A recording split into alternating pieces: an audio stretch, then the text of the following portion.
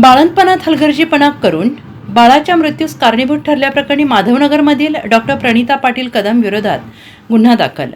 Doctor आणि दवाखान्यातील कर्मचाऱ्यांच्या हलगर्जीपणामुळे बाळंतपणात महिलेच्या जीवितास धोका निर्माण होऊन नवजात स्त्री जातीच्या बाळाचा मृत्यू झाल्याप्रकरणी संजयनगर पोलीस ठाण्यात गुन्हा दाखल झाला आहे.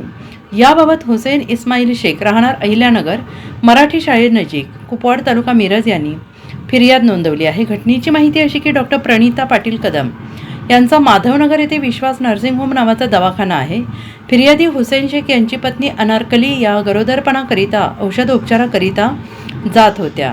दिनांक 8 ते 6 जानेवारी 2024 या कालावधीत त्या तेथे बाळंतपणाकरिता गेल्या होत्या.